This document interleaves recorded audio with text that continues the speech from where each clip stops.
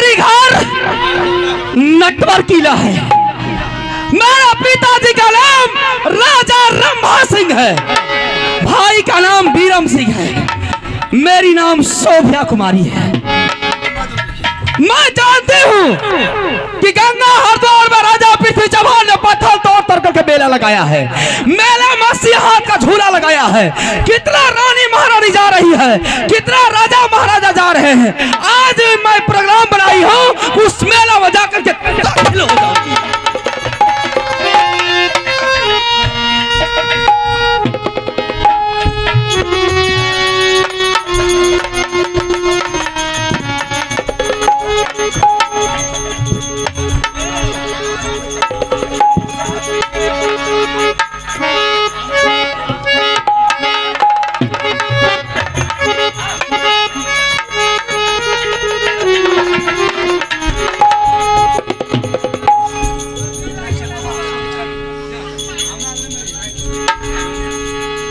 जादू के बाद से मैंने नाटक को तैयारी करती हूँ और मेला का प्रोग्राम बनाती हूँ।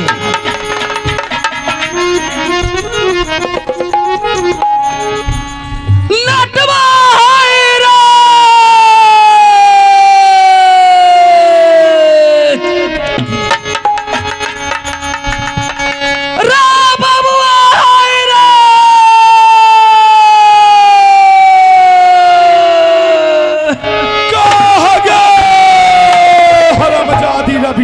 दादी के दिन भर दारू भाटी खाना में खाली दारू के दिमाग के खराब कर हरामजादी हरी हरी चिल्लाता रा बाबुआ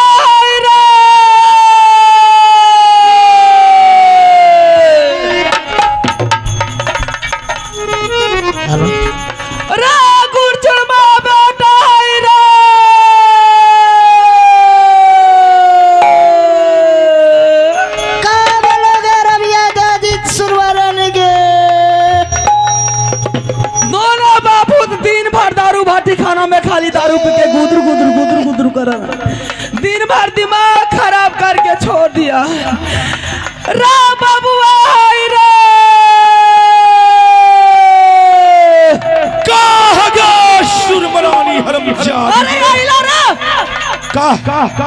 काहे चिल्ला दिन भर दारू भाटी खाना में खाली दारू पी के गुदर गुदर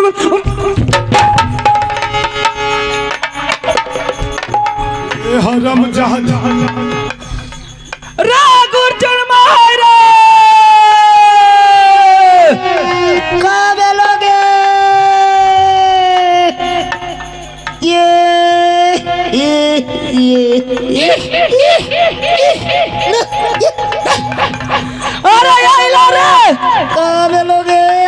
तेरे दिनों के ये खाली दारू दोनों बापू दारू भाटी खाना में दारू पी के गुदर गुदर करता दिमाग खराब करके छोड़ दिया है। जब से दोनों बापू बेटा जन्म लिया और बाप मेरा दिमाग खराब कर रहा है। यही तो हमने लेके पहुंच आज पकड़ेंगे तो ये नहीं है करके छोड़ लगा तो रे बाबुआ ए तेरी माँ का फिटकिरी खोलो ले गाली दे रहे हो अम्मी के कौन गाली दे रहा है? ले बाबुआ ले लगा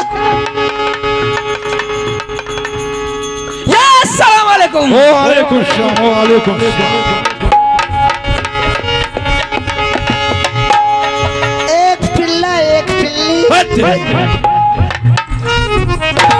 के बेकार के छोड़ दिया, खाली तू बेटा खाली बेटा का तू बस आया है। जब से बेटा जन्म लिया है साथ में दारू तारू पिला के सिगरेट भांग का पिला करके बेकार कर दिया है बेटा को।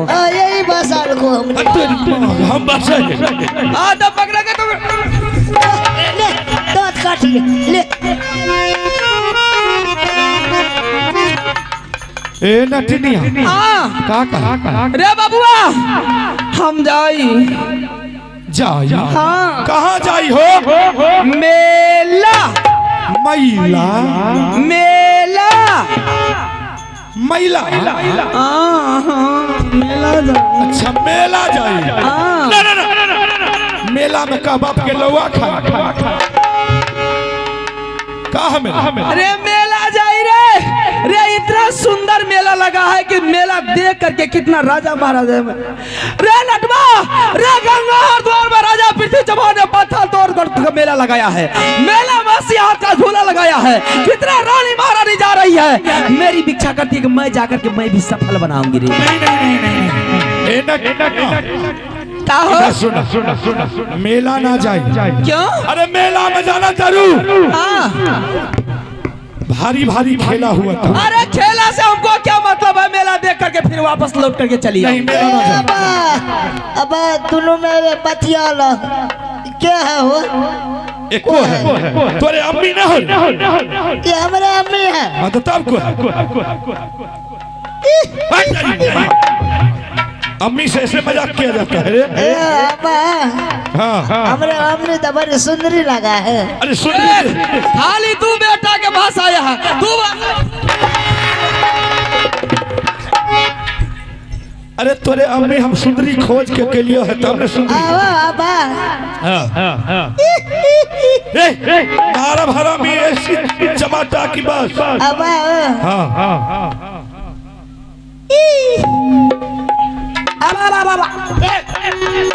अब कब शादी आखिर कब से? अरे हम एक से शादी के ओकरा बाद तू पैदा ले। ऐसे हमरो कर दो ना। अच्छा ठीक है शादी कर दई ओकरा। हमरे डोरी पर लगा नहीं चाह। अच्छा डोरी पर लगा। अच्छा तो हमने तो अबरी तोरे हम मांग में कर दे। मांग में? हाँ माँ गुजर जाइए तब। माँ गुजर जाइए तो फागुन में कर देबो। फागुन गुजर जाइए चैत में कर देबो। चैत गुजर जाइए तब। बैसाख में कर देबो। बैसाख गुजर जाइए तब का जेठ में कर देबो। अब ऐसे हेर का कर दी। ठीक बा। अब ये जो शादी कैलू रे अब तो कब शादी कैलू रे तू? तेरी बट मार कौन एसपी में अजीब शादी कैलू रे? 1947 में। 1947 ईस्वी में। अब हमरे नतबा दलू रे। अरे माँ को भिज कर मार। अरे हम शादी के लोग बाद तोरे हम पैदा कैलू तब ने तू जन्म ले। बम्बई में रही है। हाँ ते बम्बई में शूटिंग कर रही था। शूटिंग? अब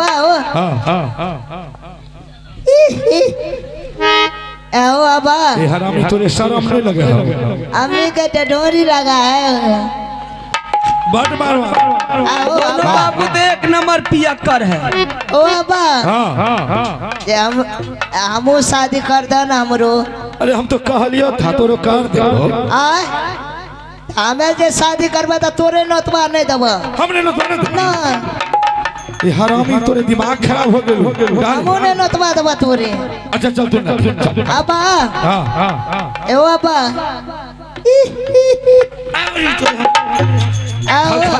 वो अबा हमरे माँ से तू शादी कैलू। अच्छा कैलू। अच्छा करिए बहुत अच्छा कैलू। हमरे माँ से शादी जे कर लो कर लो बहुत अच्छा कर लो। अच्छा बहुत अच्छा बहुत अच्छा। अब हमरे माँ से शादी कैलू कैलू ने तोरो माँ से शादी कर।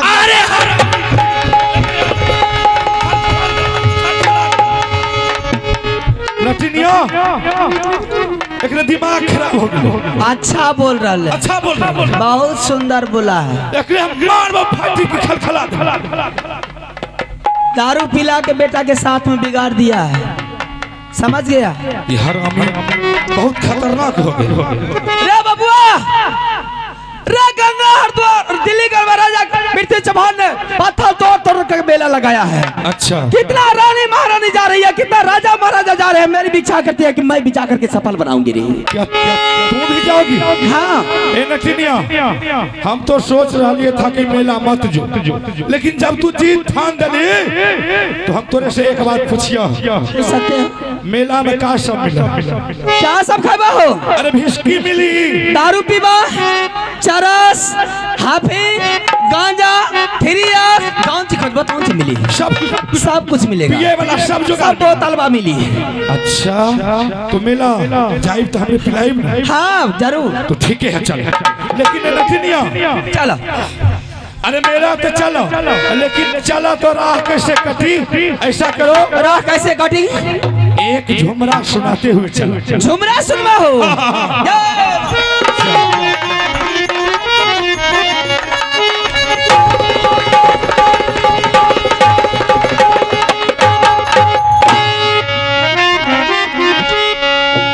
अरे उतारा ही राजा सा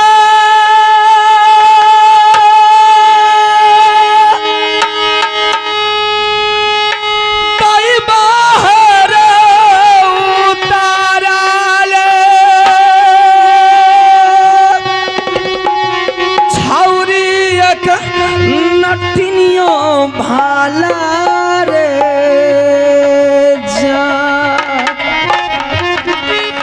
जान रे उतारा ले छौरी एक हरा जाइयो भाला रे जान हर हर जहान रे चला ना तिनिया छौरी रे गंगा गंगा जी के मिला जाई रे आगे के करा सुमरा के नटनिया है के भारत से भलही बहार दैया के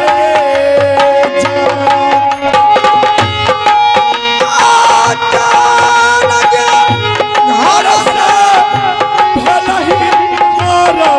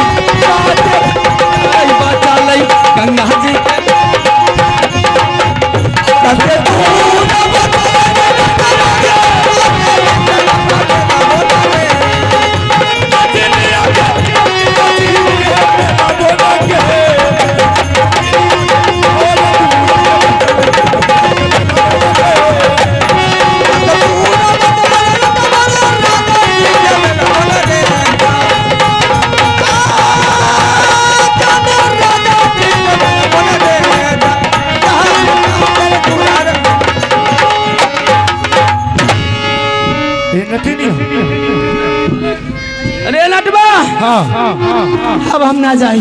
का बेलो में का पंचर हो गली की थी चुंदरी जो नकाब बन गई। अच्छा थी कली जो गुलाब बन गई, थी चुंदरी जो नकाब बन गई। जिसका सींचा था मैंने अपने खून से, आज मेरे लिए ख्वाब बन गई। अच्छा वाह भाई वाह। रे लटवा, अब हम ना जाए। काहे न जाई हो? का हो गेल तू? ना अब हम ना जाए। अरे का हो गेल बोल तो। रे बबुआ, हमरा पाँव दर्द रहा। कितना दूरी है रे? बस थोड़ा दूर, थोड़ा दूरी है। थोड़ा ही दूर। कोई गाड़ी वाला भैया है? देखा था कोई गाड़ी वाला भैया का? अच्छा गाड़ी से जाए। हाँ गाड़ी।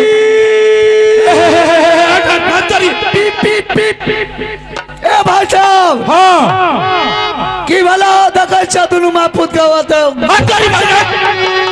माय पुत हम दोनों परानी छिए। कैसे माय पुत? अच्छा के बोले जो गाड़ी वाला हो? हाँ मैं गाड़ी वाला छे भैया, गाड़ी वाला। ए गाड़ी वाला भैया ईटा लेकर जा रहा लिया नौला से पहला पॉइंट। हाँ अच्छा तोरे गाड़ी पर सीट हो? क्या जना के सीट हो? उ के छिया? उ हो बहन छिया हो? तोरी बाड मार मोहन जबौ ने हमर कनियन छिए। कैसे बही बता? अच्छा तोर कनियन छिया? हां तो हो तो ओकरा। अच्छा ए एकरे से बात कर हो। हां तोरा पहले हमरा पूछा था। पूछ ओ गाड़ी वाला भैया। हाँ कौन गाड़ी है हो? देखा हमार गाड़ी मार्शली है। रे नटवा मार्शली है। मार्शली? हाँ पूछो गाड़ी में कई जना का सीट बा हो? देखा हमरा गाड़ी में तो 3 जना के सीट बा। रे नटवा यहाँ तो 1 और 2 है। एक का तो व्यवस्था करना पड़ेगा, उसको खोजना पड़ेगा। ए भाई हाँ और मैं हरा रुचिया हो की बोली रहे मारवा तारी बहन रोक तोड़ देबो। यो देखे में बेर बढ़िया लाग जाए। आइरो बा आई खातिर लदगड़ा रखे छी गाजरा अपन जल के नजर नहीं लागे। यो पता लुच्चा है। यो हां यो भाई पैसा नहीं ले भाई को फ्री में ला दो। हमें वो फ्री में चढ़े वाला ए नटनिया ए हरामी लुच्चा है। यहाँ तो है 1 और 2। हां इसका तो कोई गारंटी है नहीं। हमरे कोई गारंटी ना, हमें तो चक्को में लटक जीबो। जल्दी करा जा रहा चट्टी।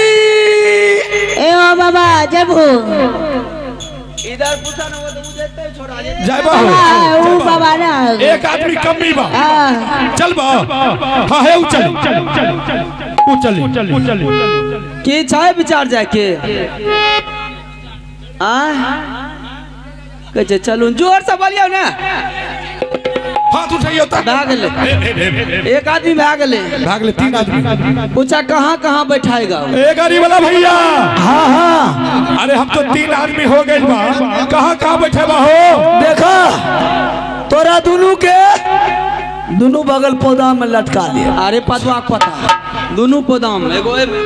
अच्छा आजो बाबू भैया बोला है कि हम चाहिए ये मफलर वाला। हाई हाँ यहाँ मफलर वाला। तो हाई भैया को जरा अपने भीतर वाला सीट में घुसा दे। अरे तोरा भीतर वाला सीट में तो मरिए जाइए अफर के। रे नटवा हमरा एक बार गोर लागल तब जाए। का हमरा गोर लागल तब जाए। ए हरामी तोरे दिमाग खराब हो गेलो का? हमरा पाँव दर्द करला। बताओ भाईजी इतना लोग लगा है सभा, लोग का सभा है। आई का बोले है जो हमरे प्रणाम कर रही है? अरे हमरा गोर लागल बन हो। हमरा पाँव दा देबे तो तोरा 7 खानदान तर जाएगी। 7 खानदान? हाँ लागला ना का है ये लागला ना हो। 7 खानदान तर जाइयो। ए नटिनिया सच में 7 खानदान तर जाए? 7 खानदान तर जाए। ए बाबू भैया अरे 7 खानदान तर जाई तो हमरे को तरला से फायदा नहीं ना। सब आदमी मिलके लागो सबके तर जाए। रे लटवा अरे अपना मेहरारू का सब पाँव दबावता गोर लागत सब दबावता। हाँ भैया दबावता कहाँ अच्छा ठीक है नटिनिया। हाँ लेकिन अरे हमरे नाम है कलबतिया काकी। तोरे नाम है कलबतिया? हमरे नाम है एक समय ममराली महुआ गाछी। गाछ में। अच्छा 84 ईस्वी में जिस टाइम में बाढ़ आया था। ठीक ठीक ठीक ठीक, वो महुआ गाछ में। हाँ महुआ गाछ लगन। हाँ अच्छा हमू तो कटहर गाछ लगन रही लटनिया। हाँ इतना लोग है, छोड़ दे झमेला, चल ना हमरा गोर लागल। लागला ना गोर लागले तो चल दे। हाँ चल जाए। बाबू भैया थोड़ा थोड़ा आँख का मुन ली। अरे इस सब लोग देखी तो क्या कहेगा? सब अपना अपना मेहरारू का सब पाँव दबावा था, गोर लागता सब। तो जब सब दबावा अभी नहीं बोलेगा, जा करके वहाँ बोलेगा। जब सब दबावा था तो हमरे दबाव में कौन शर्म की बात? कौन शर्म का बात है? चल ठीक ठीक।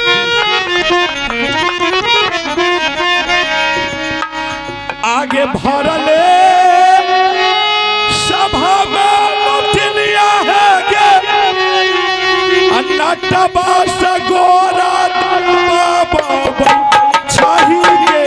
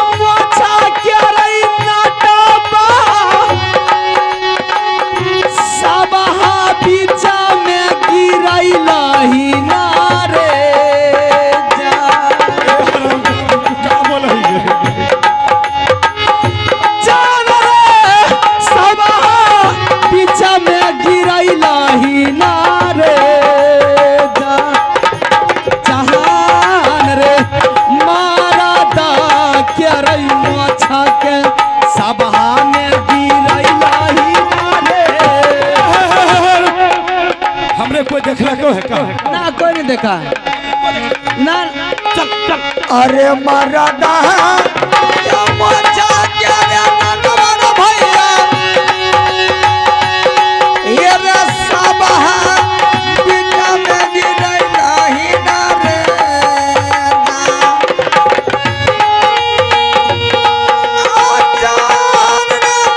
सब हम तो गिरई नहीं ना रे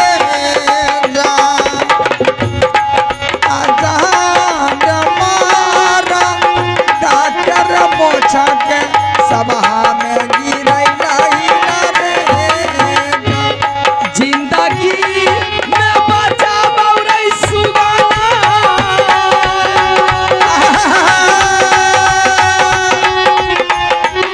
जिंदगी में बचा बौरई सुगाना। सागा तोरी के खिलाई बौना रे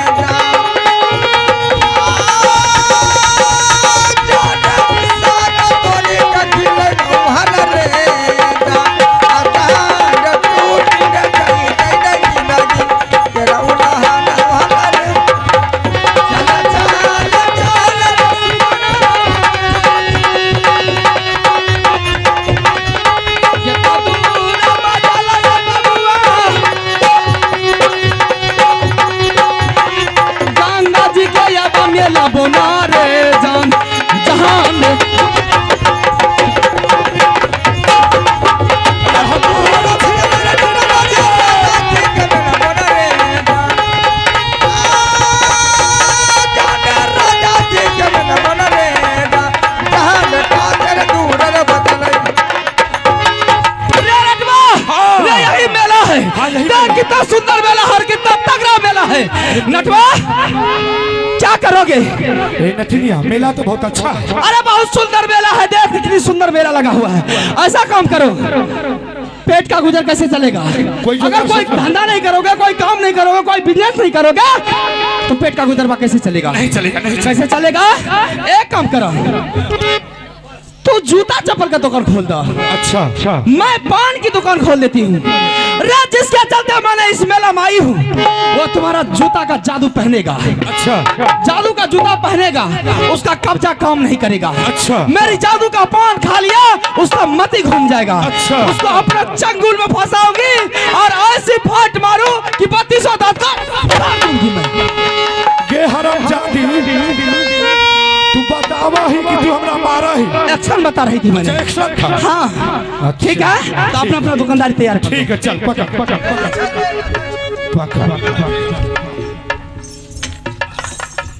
चलो भैया।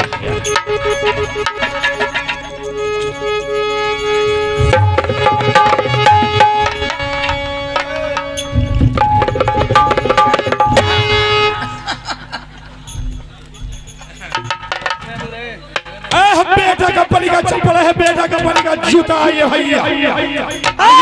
पान है, बीड़ी है, सला है, सिगरेट है, पापा है, लेरुआ है, खास्ता है, चाना है, चटपटी है। जिन भाइयों को खाना है मेरे दुकान के पास आना है। आइए हर बड़ा के टांग और बच्चा के। बेटा कंपनी का जूता लीजिए, बेटा कंपनी का चप्पल लीजिए, जिसको लेना है मेरे दुकान के पास आना। आइए श्रीमान, आप हमारे अरविंद केजरीवाल नारायणपुर चटपटी है मेरे दुकान के पास, आइए खाइए जाइए। बेटा कंपनी, पोता कंपनी, बेटा कंपनी, पोता कंपनी का चप्पल मिलता है। हाँ, जिसको चप्पल लेना है ना लीजिए, कंगी लीजिए, है ना लीजिए। पान है, बीड़ी है, सला है, सिगरेट है, पापा है, लरुआ है, खास्ता है, चाना है, चटपटी है। जिन भाइयों को खाना है मेरे दुकान के पास आइए खाइए जाइए। बेटा कंपनी, पोता कंपनी, बेटा कंपनी,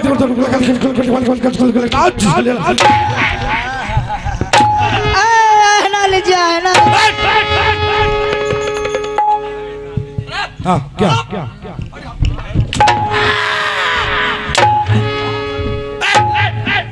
तोरी बहकर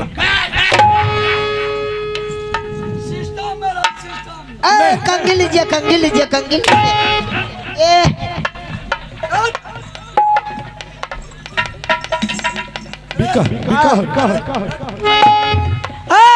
पान है, बीड़ी है, सला है, सिगरेट है, पापा है, लरुआ है, खास्ता है, चाना है, चटपटी है। जिन भाइयों को खाना है मेरे दुकान के पास आना है।